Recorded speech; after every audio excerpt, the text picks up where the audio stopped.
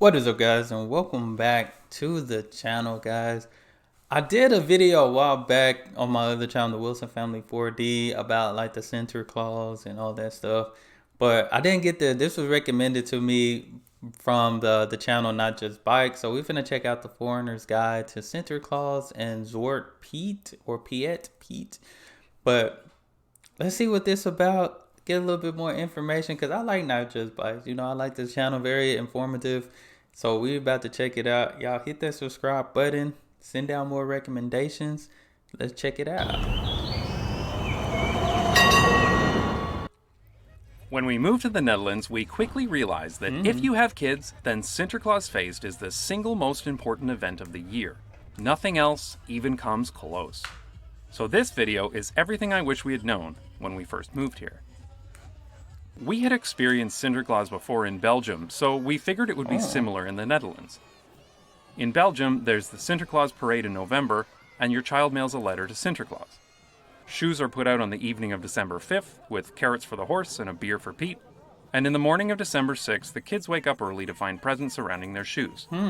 All in all, it was not so different from the Santa Claus parade and Christmas morning traditions that we grew up with in Canada. It all seemed very familiar.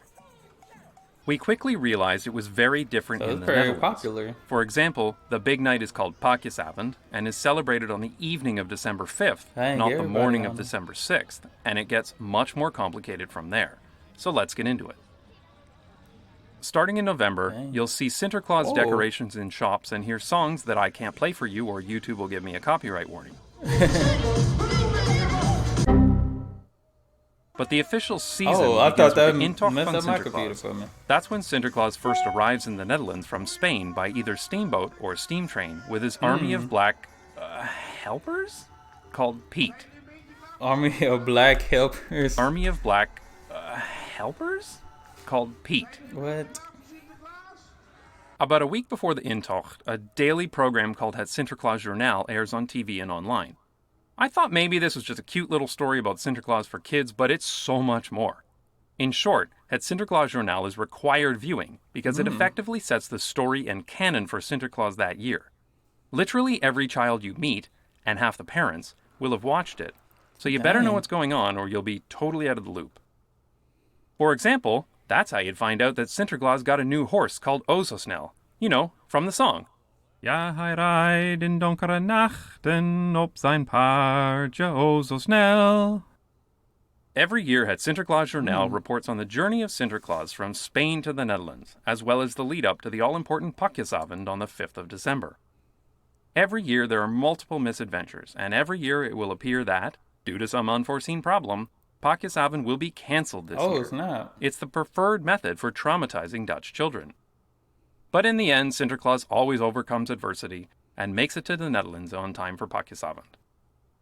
Each year, a different city is chosen for the official Intocht, and his arrival is televised. This usually happens on the third Saturday in November. The next day, on Sunday, are the various local Intochts in other cities around the country. In Amsterdam, for example, there's an Intocht by boat, followed by a parade on land. Now, this is important. The Saturday of the official Intocht is the first night that children can put out their shoes. They put their shoes by the fireplace, and if they don't have a fireplace, they're put by the radiator. Bizarre, but I guess, where else are you going to put them? Then they leave a note for Sinterklaas with... So do Santa Claus come in their house and like Santa Claus leave presents or something? Bizarre, but I guess, where else are you going to put them? Then they leave a note for Sinterklaas with what gifts they'd like to receive on Pakjesavond, sing a few songs, and go to bed. The next morning, they'll typically receive candy, peperno, a small gift, and a note from Sinterklaas in their shoes. They may also receive a chocolate letter corresponding to the first letter of their name. Peperno is the traditional treat of Sinterklaas. It's a crunchy gingerbread-like cookie, and it's found pretty much everywhere in November. That would look like some cookie crisp without the chocolate chips. Or sometimes in October, but then Dutch people get really cranky about that. Now here's where it gets a bit crazy, because unlike in Belgium, kids in the Netherlands can put their shoes out multiple times. Of course, if there's any chance of getting more candy, then kids will try. So they start putting their shoes out every day. This can get out of control fast, so often Sinterklaas will leave a note or calendar in the shoes, letting the kids know which day he'll be back. Typically, he'll come once or twice a week, and it seems most parents allow kids to put their shoes out on Saturday night, and possibly Wednesday night as well. By the time Pakisabend comes around, the kids have put their shoes out like a half dozen times and are totally full of peperno. Dang. On the evening of December 5th, the family will get together for dinner, sing songs, and then, when you least expect it, there'll be a loud banging on the door. When the kids run outside, they'll find a burlap sack full of presents. Yeah, they're just literally stuffed in a sack. Then they'll have some time to open presents, sing songs, stuff their faces full of pepernota, speculoos, and chocolate letters before going to bed.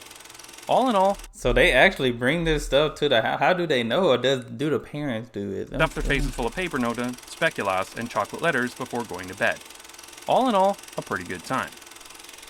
Now that's the basics for young children, but older children will make surprises at home and at school. Everyone gets the name of someone they'll buy a gift for, but the gift is much less important than the way it's wrapped, and surprises are wildly creative. They're usually themed around something the receiver likes to do, a hobby or interest. They're often oversized, difficult to open, and come with an accompanying poem that serves as a roast to the family member in question. I'm looking forward to the surprises years personally, because they sound like fun. So that's Sinterklaas Feest in a nutshell. It's a lot of fun, but it's quite complicated, so if you're a foreign parent, it's important you do your research, because kids will compare notes at school. But of course, no discussion of Sinterklaas would be complete without talking about his infamous sidekick, Zwarte Piet. Literally, Black Pete. Yeah, an old white guy from Canada talking about Zwarte Piet. The comment section is going to be fun for this one. The modern Zwarte Piet first appeared in a book published in 1850 that translates to Saint Nicholas and His Servant. In the first edition, the servant was a relatively plain-clothed black man, but the second edition includes drawings that show many of the characteristics of the modern Piet character. Dutch people will often remind you that blackface does not have the same historical significance in the Netherlands as it does in America. But research by Dutch historian Elizabeth Koning has shown that blackface performances were quite popular in the Netherlands too. I'll put a link to her paper in the description. By the mid-20th century, the story had evolved to explain that Zwarte Piet was black not because of his skin color, but because of the soot he would get on him from going down all the chimneys. That didn't quite explain the afro, gold earrings, and big red lips, or why his clothes were always clean, but it was good enough for the time. There have been objections to Zwarte Piet. Yeah, because I feel like that's what they were saying on the other one. Like, at least put like chimney stuff on your face, you know? Always clean, but it was good enough for the dirt time. Or whatever it is. There have been objections to Zwarte Piet for several decades, but these have increased significantly in the past 10 years. Well, hold on a second. I understand why Zwarte Piet is black, but why is Big Bird blue? Okay, let's keep going. As a result, the character has been modified over the years, and in large cities it's common to see soot Piets who have faces dirtied with soot instead of full blackface.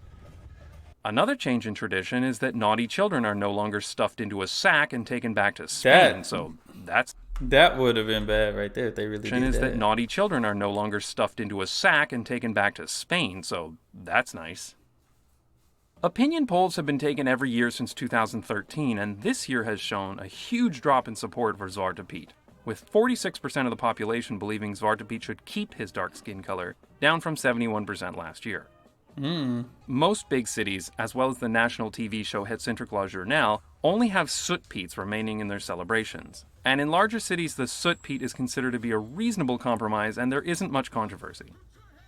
But there are still many holdouts, that's a good thing, so they can still celebrate. Some are hardcore traditionalists, but others are just plain old racists who dress up as black-faced Zwarte Piet just to prove a point. For example, this year fights broke out between pro and anti-Zwarte Piet protesters in Venlo. This webcomic sums up the situation pretty well. The caption reads, "Spot the angry white guy." Yeah, the only one still in blackface. Of course, it's always hard to change traditions that people have grown up with. It's like proposing that Santa Claus should be skinny because we don't want to encourage obesity, and his suit should be blue because red is for communists. But after experiencing Sinterklaas, I can understand why people were hesitant to change the Piet character, because he's totally amazing. Piet is a joker who throws pepernota, gets into mischief, dances, sings, and generally makes sure that everyone is having a great time. Nowadays, there isn't just one Piet, but hundreds of Piets, all partying, celebrating, and helping Sinterklaas to make everything a success on Pakisabend. You can't look at a rocking boat of Piets like this one and not want to smile. he's the best part of the whole celebration. And personally, I think the soot beet seems like a reasonable alternative. The Intocht van Sinterklaas is great in general. It's a lot of fun to go down to the canals and watch Sinterklaas and his peeps come in by steamboat. It's similar in principle to the Santa Claus parades in Canada, but also so much better. It's fairly short and fun, and there are no advertisements plastered all over everything. The Santa Claus parade, by comparison, is like a 2-hour commercial.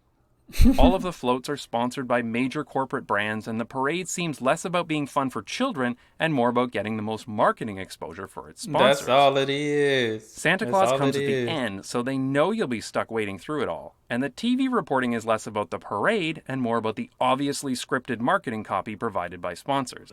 That's right, Ken. Kia Canada providing vehicles to help these floats throughout the city, and they are the official automobile of the parade. That makes Sinterklaas a refreshing relief. It's designed primarily to make children happy, not to sell you more crap you don't need. Unfortunately, due to the coronavirus, there was no Intocht this year. That's too bad because I think this is the last year our kids will be young enough to really be into it. But on the bright side, at least we get to start making surprises. Our family has been really happy celebrating Sinterklaas. It's such a great time of year. And I hate to admit it, but I think we're starting to like it almost as much as Christmas. I'd like to thank my supporters on Patreon who pay me to produce important public service videos for immigrants to the Netherlands. If you'd like to... Yeah. I think that's pretty cool though, you know. I feel like most people... I know, and I got some comments on the other channel when I did the other video. And, you know, some people feel this way. Some people know it's tradition and stuff. I just feel like whatever is intended for, let that be. Like, if it's just stuff from the chimney, you know, just let it be that. But, you know, some people, I know we live in that day and age now. Like, your opinion, people say opinions don't matter.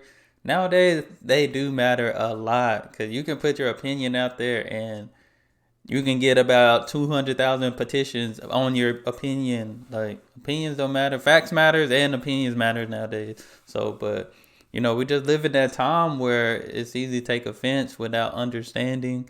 And most people don't want to take the time out to understand or even talk and discuss. Most people just, you know, see what they see, say what they say. So, but definitely like the fact that Not Just Bikes did this video because I like the channel. I got more information, understanding on it. But guys, y'all hit that subscribe button. Send out more recommendations. This is Dart the Traveler. We're doing more videos outside of music. So, but that's all I have for this video. Y'all be blessed, be the best, and be you. I'm out.